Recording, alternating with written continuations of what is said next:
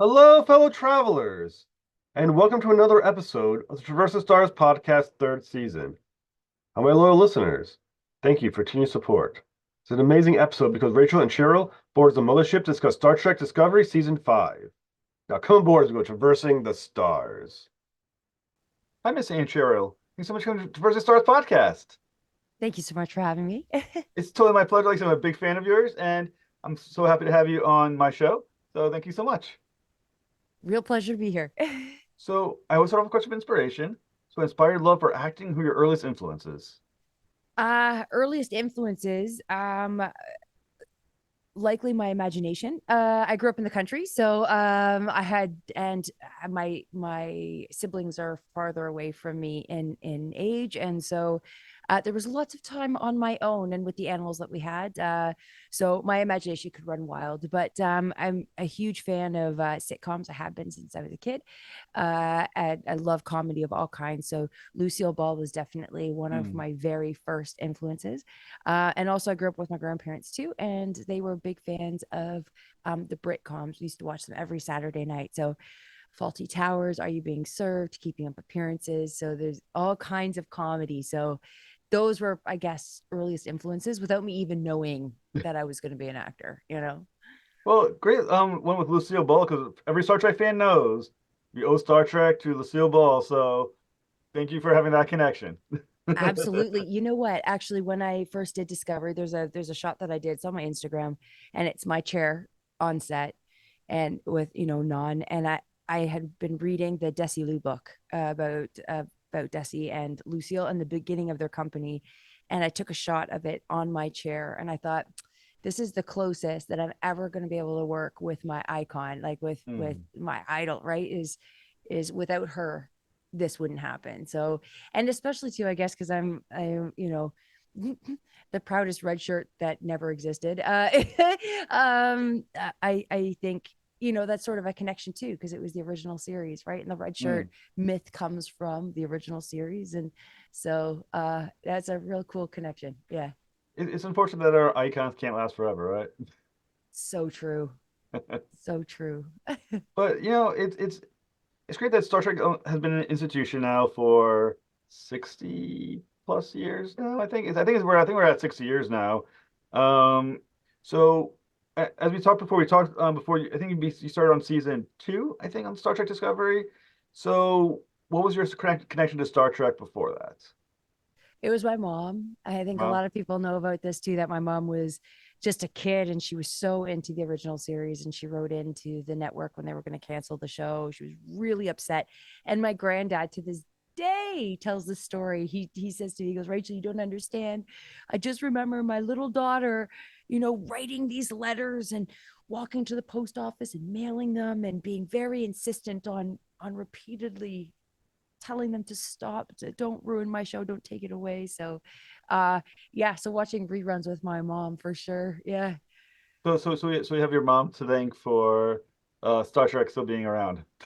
her and a lot of other fan Right. mail writers, but yes, she definitely was a contributing factor, I guess. That is She also and like I said, it's so great that you have become such an important part of the Star Trek Discovery.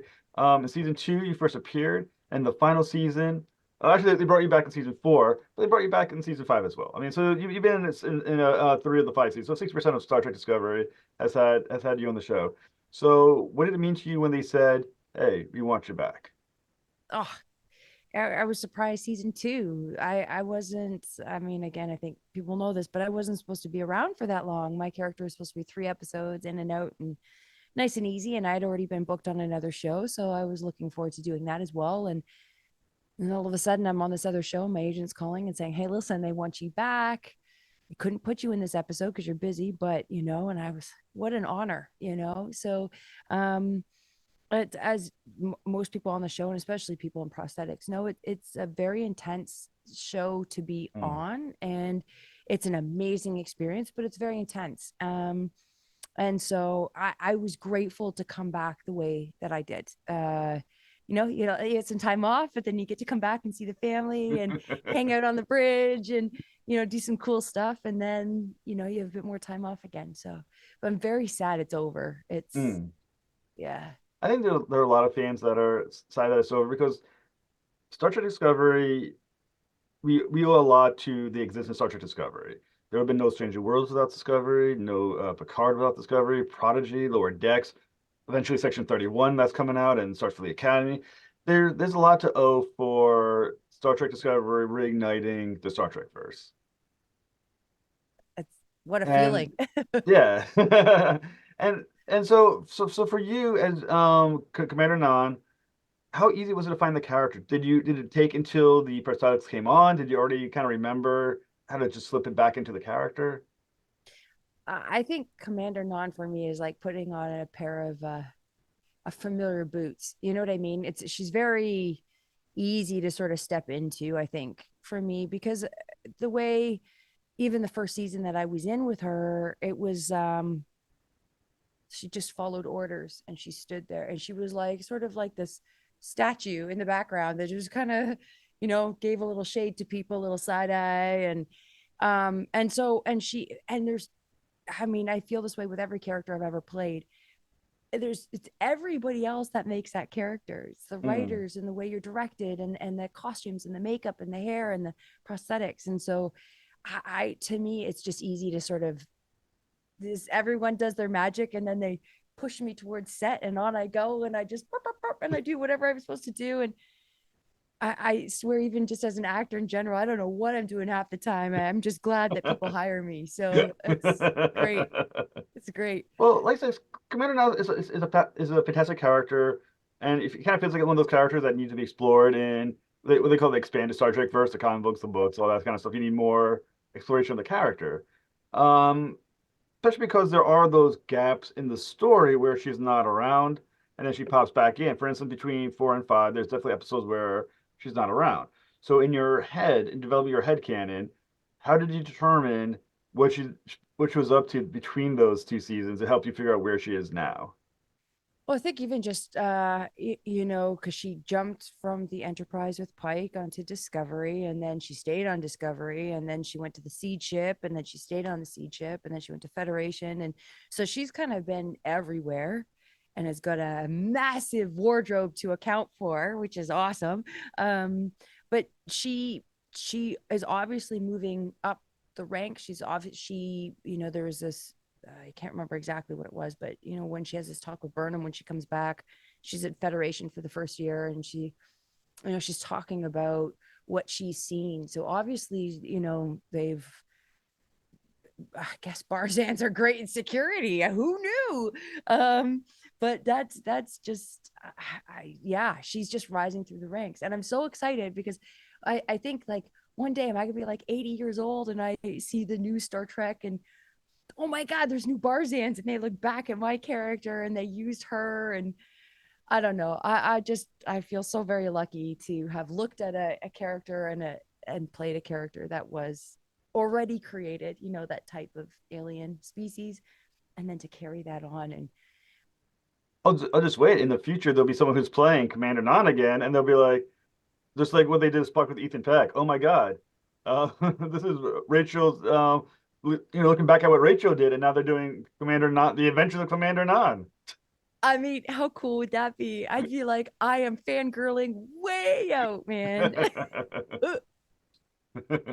So when you kind of think about the character, how much of your thoughts of what's in the script and how much is like headcanon that you're kind of just like, I'm going to write in my head what's going on with this character because this or that has not been fleshed.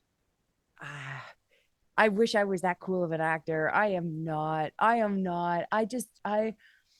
She I show up and I do what I'm told. I mean, it's just me as an actor, which is I really love that. I am a director dependent actor. I just do what I'm told. So I think Commander Non and I have that very much in common, and that's just it. I just stood there and right from the very moment with Pike, like the very first episode, and he'd be like, Non, da da da da da da, and yes, sir. And that was that beginning just went right through to the end for me. Now, the last episode, if I am I correct in saying that was directed by Jonathan Frakes? Is that correct? Who's the director of the last episode? 'Cause I know you're in it. I was wondering what advice you got from the director on how to handle Commander Non. the last director I worked with on Discovery was Tunde. And he's such a polite director too. He'll be like, Rachel, can you just thinking more if you could do it like this. And I'd be like, sure. And then he'd be like, okay, thank you. Thank you. You know, like he's so sweet. He's like, thank you. I'm like, are you Canadian? Because usually that's listening. Thank you, thank So, you. but you are Commander Nhan. Are you ever like, excuse me, I know Commander Nhan, and that's what Commander Nhan would either not do this or would do it like this. Never. I would never have the nerve to do that. Even I listen, I never went to theater school, right? So I kind of like learned as I went along. And I remember I've been told so many times, like the writer's the one that writes the lines. Like I don't care. I've had acting coaches along the years, like one specific that was like, no, that's not your business. What you think the character would do. This is how it's written. This is how the director wants it. This is how the character's supposed to look. So this is what I mean is I'm very reliant on other departments, and I just literally am wearing the shoes and I'm doing as I'm told. So this is like the worst. These are probably not the answers that anyone wants to hear, but No, hey, they're fantastic. I mean, they're for no other reason they're honest, and they're good tips for actors. Now, does Commander Nhan have an action figure yet, or no? Uh, no, no, but I okay. I first of all would love one. But someone made one Really? once upon a time when I was on Twitter, when it was actually called Twitter. Someone had sent me a picture of like an action figure Nhan, and I was like, oh, where do I get this from? I didn't ever find the person, and then John sent me like a big Lego Nhan that he had made, and I have the pin. I have a Commander Nhan pin. Oh, that's so She's cool. wearing a red shirt with the big breathers. So she's like old school Commander Nhan. She's like season two Commander Nhan. But no, I'm no. But if anyone has one, please let me know. Well, now maybe the person who made that customized figure for you now watching going, oh, I can make one just for you now, and you'll have your own figure.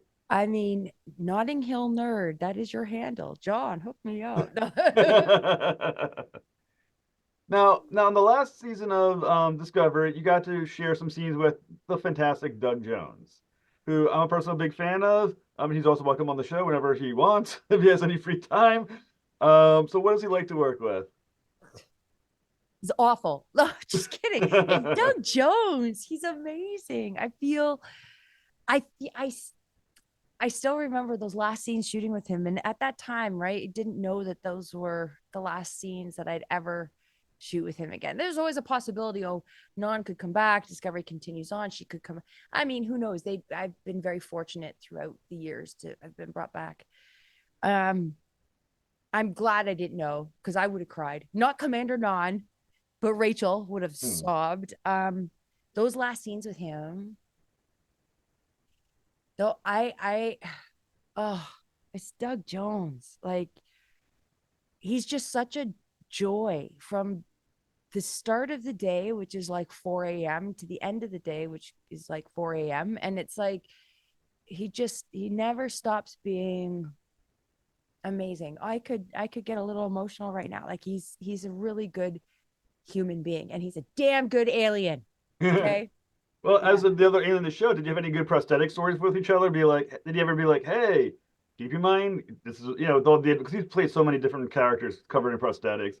Was there advice? Was there some good stories that you shared with each other about sitting in the chair probably for hours in the makeup room? I think it's just the memories of being in that prosthetics trailer. Those are the Hmm. people I started my day with. Those are the people I ended my day with, aside from transport. But there was like, end of the week, there was like parties in the prosthetic trailer as we wrapped. It was so fun. And Doug would always be in a wonderful, like, it didn't matter the time of day. He always made it wonderful. And our days are so long. And Hmm.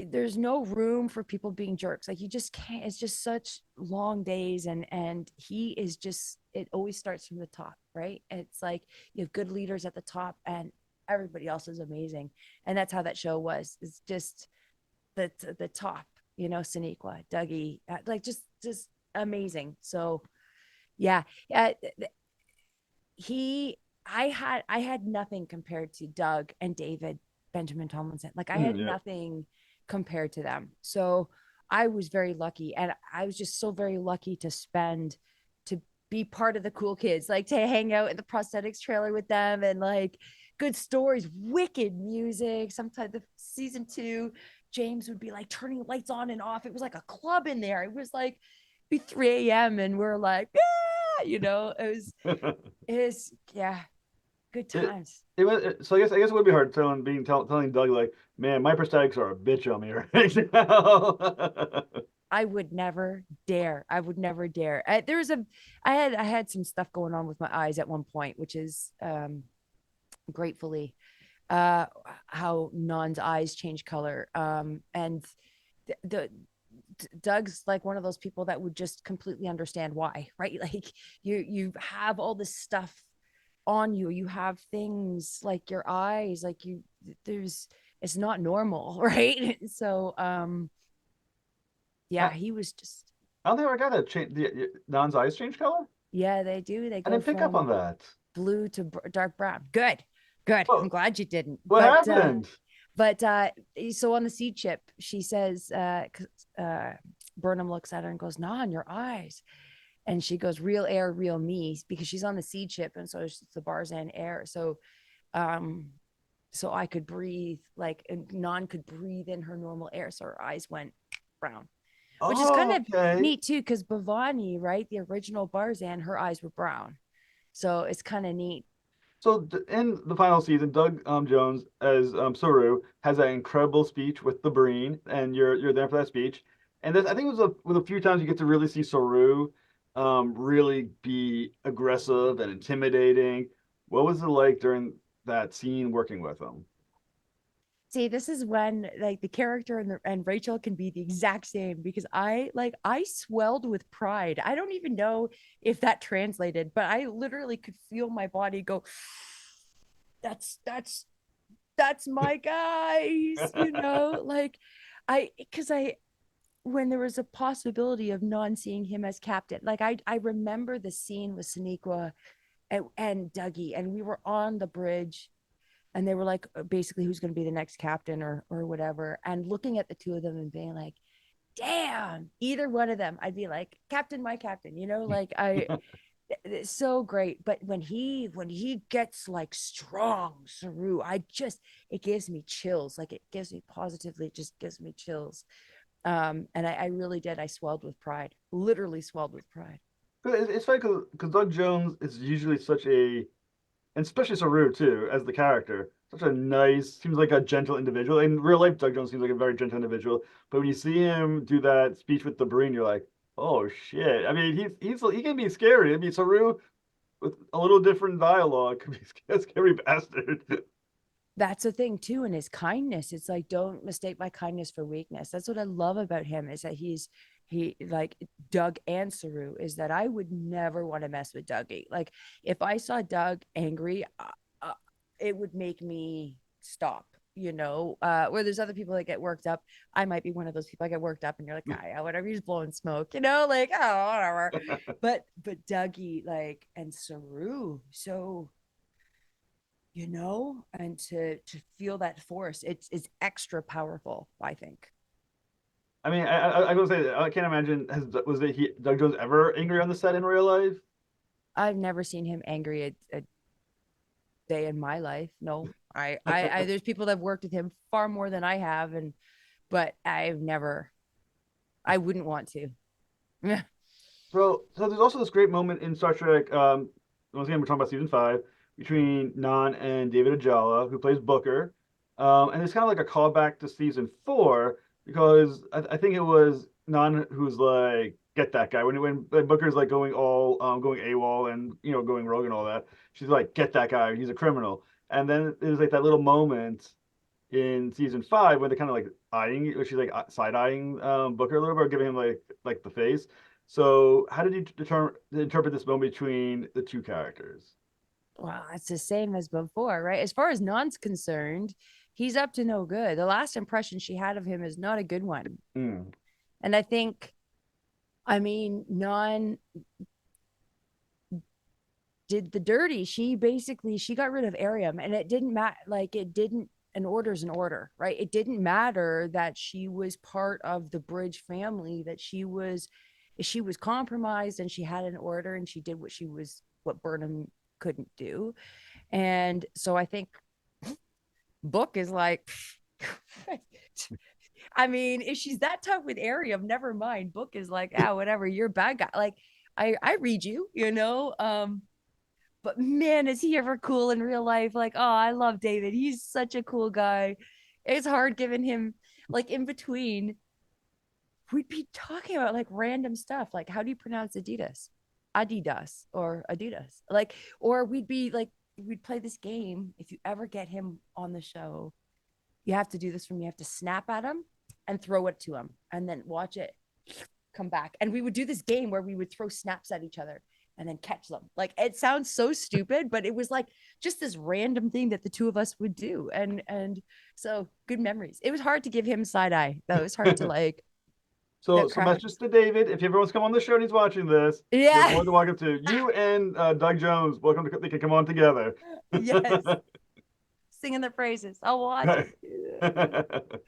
So I think I'm kind of interested about Commander Nhan because she doesn't let shit go. Apparently, I mean, that had to be. I don't know how much time has gone by between those two seasons, but she didn't let shit go. Mm-mm. Would you? I mean, did you see what he was doing?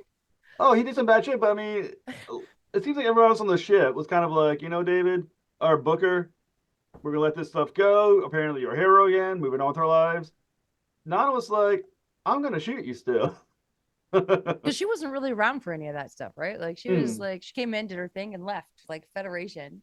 Um, I guess maybe she should have been briefed better. I don't know, but yeah, no, I can see her not letting things go for sure. I'm Now kind of was like that too. oh no, be careful, Rachel. uh, This interview did not go well. I'm gonna hear about it 2 years later. Be like, oh you my gosh, know. he has not forgotten. So the look that your character gives Booker, Nhan gives Booker, was that in the script? Was that something about that director wanted to put in? Was that something that you and David spoke about? Oh no, I'm pretty sure that would have been in the script for sure. For sure, it would have been in script or it would have been director choice. But I'm like I said, I'm a rule follower, so I pretty much go. There's some stuff that I will do that possesses me. I don't know. Somehow I get possessed and I do random stuff, and I'm like, I don't even know where that came from, but it worked, and let's go with it. But with Trek, I think I was very I didn't really loosen up on Trek, and I just think that's because Commander Nhan would never be loose at all. She's just really rigid. You know what I mean?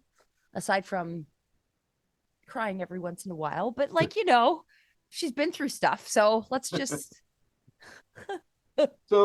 So now we're gonna blow the lid apparently of Star Trek Discovery. You said you're a rule follower. Was there any who was not a rule follower on the set of Star Trek Discovery?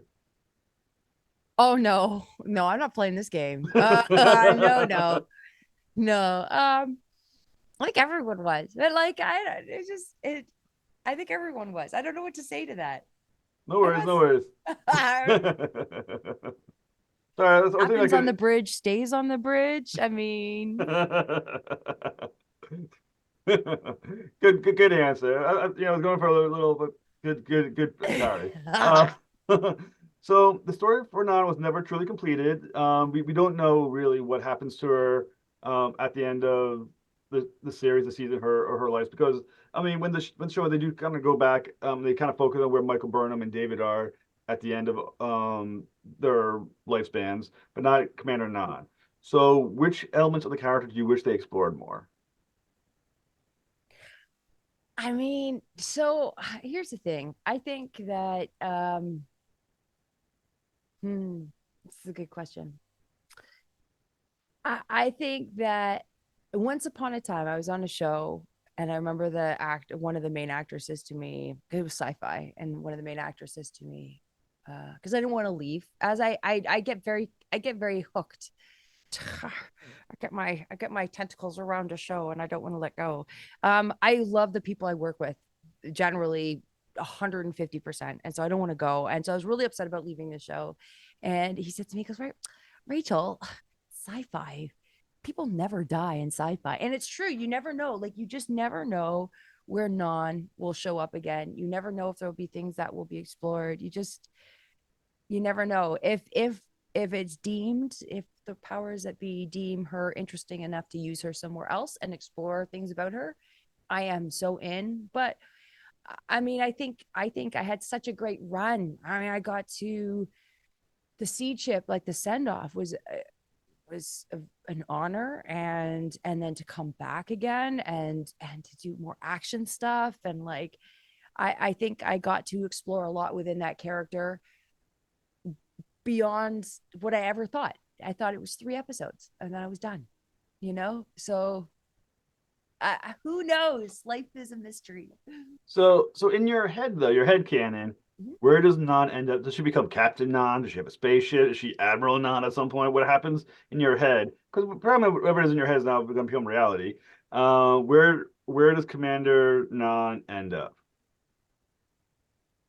Okay, so if we're gonna go super, super into the future, and I don't know what happens in between, and I don't want to come up with anything because if they were to ever bring me back for anything, I wouldn't want to create anything in my mind. So, but upon retirement, Non would have a very big garden, probably a small home and a very big garden somewhere. Even if it's on a ship, it would be maybe she like buys a place of Saru's, it's like, I like your plant style, like I mean, she's obviously had experience of the sea chip and might have a bit of a green thumb. So Is she still angry at Booker?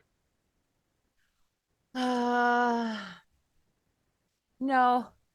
I mean, I guess if she ever hopes to be invited to their anniversary party one day, she better loosen up on him because it looks like they're happily married for a very long time or happily together. Yeah. The cool thing is being Commander Nhan, you're part of the Star Trek franchise, and anyone who's been part of the Star Trek franchise, not that I've never been one, but anyone, but what we know about the actresses, the fans never forget. They never lose interest. You're going to be embraced as Commander Nhan for as long as the fans are around and Star Trek is around. So, what is it like to be part of the Star Trek franchise? And how does it feel like to be embraced by a fan base of that size? And to know, even like 40 years from now, there's still going to be fans like, are you going to be at like the next convention? Like they get your autograph. No, I mean, so what's it like? It's pretty wild. I'm not gonna. I think I've said this story. I might have told you this story already. But what the first day I was doing prosthetic, I was doing my screen test. You're trying to figure out what Commander Non was going to look like. I did a whole bunch of different looks, all with the same prosthetics, but different hair, different wardrobe, different. And I forgot where I was going with this. I just started thinking about the first season and all of that. Wow. It feels like a lifetime ago when I think about that. Like, anyway, I remember coming out and Anthony Rapp seeing me. This really does feel like a lifetime ago. I'm so sorry because I like, wow, we've been through so much since then. Anthony Rapp saying to me, Rachel, what is this? What kind of alien are you? And I was like, I don't know, a Barzan. I think that's a Barzan. I don't know. And he was like, oh my God, that's so cool. And the fans are just gonna love you. And I was like, they're not gonna even know who I am. Like it's, sure, Anthony, thanks. And I cannot believe that the love that I've received. I cannot believe the interest people have in this character. And truth be told, I did my first convention a couple weeks ago for a different show, first one ever, and I literally brought 5 weekend crosswords. Okay, the big suckers that take Yeah. you a whole Sunday. I brought 5 of those with me and a book because I was like, no one's gonna be here. Didn't touch them once, so I was so excited to meet fans, and I'm such a people person. So I am going to Vegas in August, so I'm really looking forward to meeting the fandom face to face instead of just on a screen. So what show are you doing? Where are you signing autographs for? So it's the I should have been better prepared. It's the creation event. Oh, but you said you were for a different character though. Am I correct? Which Oh, character? So, oh no, for a totally different show. So it was a show called Winona Earp, and I played the blacksmith. Oh, I know that show. Yes, I Yeah, know. so I definitely do know it. so I played the blacksmith, Maddie the blacksmith in season 1, and this was actually the show where, and it was Tim Rozon that said to me, Rachel, characters never die in sci-fi. It was on that show, and then sure enough, the next year, showrunner brought me back as her evil twin. So maybe Non will have an evil twin Why not?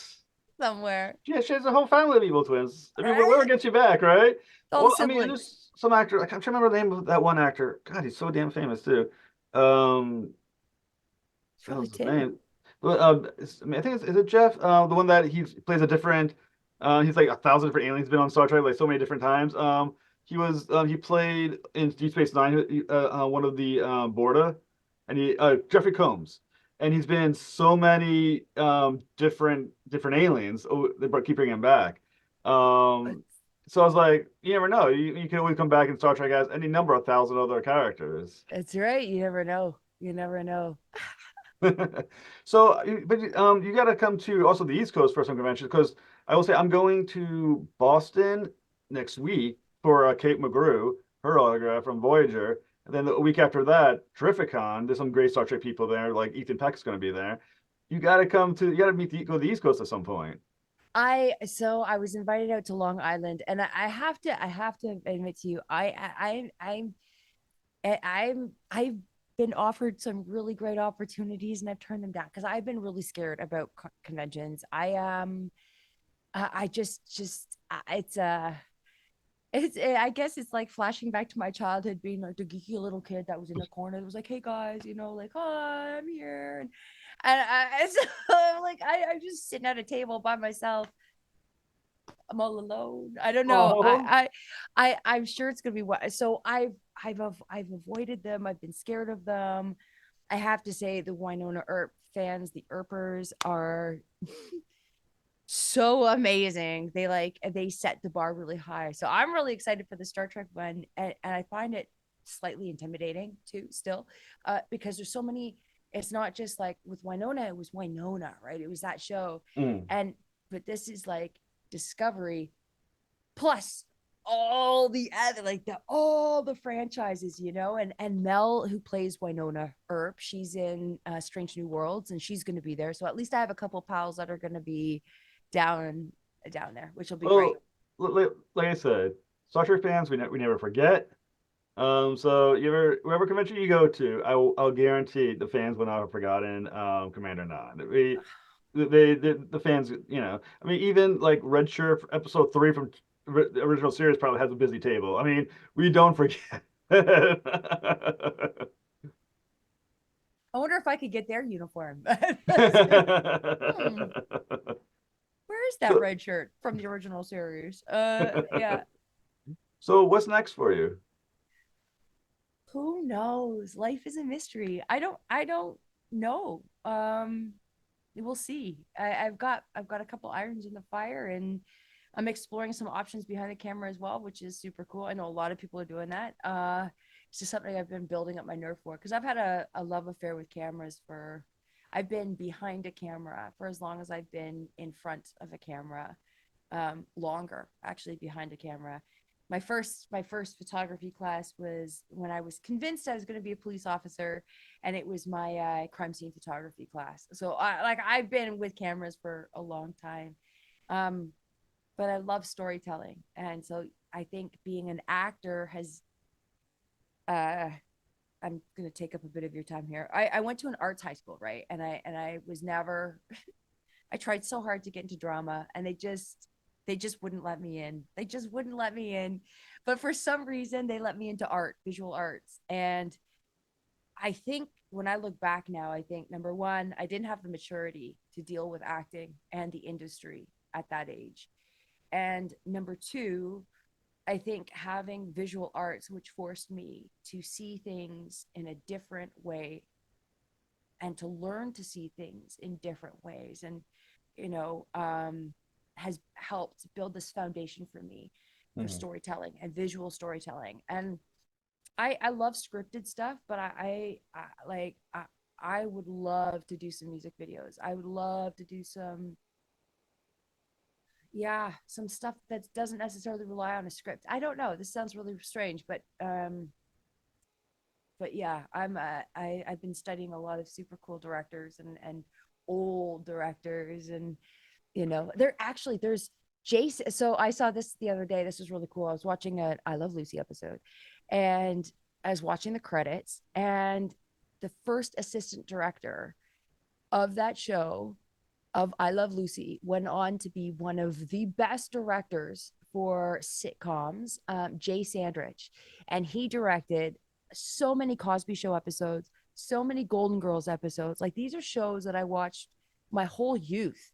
I watched those shows religiously with my family. So it's kind of neat to see like some of the old, to see where they came from. And huge Kubrick fan. So I've been studying a lot of his stuff too, like crazy. And so I don't know. I love acting, but if I can be around a camera for the rest of my life, I'll be a happy, happy, happy girl. So, Well, yeah. Well, when your first time you get to direct, come back on the show. We'll talk about your first directorial efforts. yes, yes. I look forward to that. Hopefully within a year. Come on. I would hope so. And or next time you either get to do the movie or whatever that ever comes out, or start or non comes back, whatever you're doing, come back on the show and talk about it. Would love to. Thank you Thank very you so much. much. Thank you for having me. Have a good night. And you. Thank you for listening to another episode of the Traverse the Stars podcast. Please help me better the algorithms by liking and subscribing. Be sure to turn for the next episode when Aaron Rovlevsky boards the mothership to discuss Blood and Fire from Red 5 Comics. To next voyage, travel on.